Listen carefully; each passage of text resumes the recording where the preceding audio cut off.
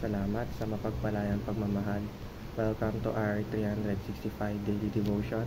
Ako po si Alexander Gomez from Batch 3. At ang topic po na tatalakayin natin ngayon ay All Glory Belongs to the Lord. Ngayon po ang ating pag-aaralan ay tungkol sa Psalm chapter 68 verse 19. At buksan po natin ang ating puso't isip sa magandang salita ng Diyos. Sinasabi dito na, Praise be to the Lord, to God our Savior, who daily bears our burdens. Or sa Tagalog, purihin ng Panginoon ang Diyos nating nagliligtas.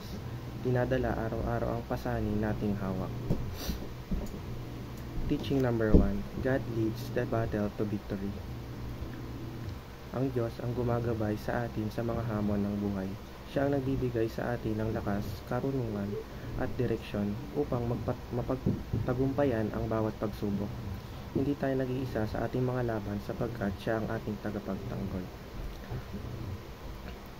Teaching number 2, God carries our burdens daily. Ang Diyos ay laging nariyan upang tumulong sa atin sa bawat bigat ng ating pinagdadaanan. Iniimbitahan niya tayong ipasa sa Kanya ang ating mga problema at alalahanin dahil siya ang may kakayahang magbigay ng kaginahawaan at kapayapaan. Teaching number 3, God is worthy to be praised. Ang huling katuroan ay, ang Diyos ay karapat-dapat sa ating pasasalamat at papuri dahil sa Kanyang kabutihan, pagmamahal at katapatan. Sa lahat ng tagumpay at biyaya na natanggap natin, nararapat lamang na siya ang ating bigyang parangal. Application number 1. Reflect on how God has led you to victory. Maglaan ng oras upang pag-isipan ang lahat ng nagawa ng Diyos sa iyong buhay. Alalahanin ang mga laban na pagtagumpayan mo at kung paano ka inalalayan ng Diyos sa gitna ng iyong mga pagsubok. Application number 2. Thank and praise God for the whole year.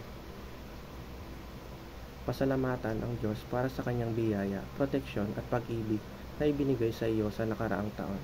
Gamitin ang panalangin at papuri bilang paraan ng pagpapahayag ng iyong pasasalamat. Application number 3. Fast on the first week of this coming year. Mag-ayuno sa unang linggo ng paparating na taon. Simulan ang taon sa pamamagitan ng pag-aayuno bilang pagpapakita ng iyong pananampalataya, pagsuko at paghahanda sa mga biyaya at plano ng Diyos para sa bagong taon. Ang pag-aayuno ay isang paraan upang mas mapalapit sa Kanya at mas maging malinaw ang Kanyang layunin sa iyong buhay. Yun lamang po ang aking devotions. Maraming salamat.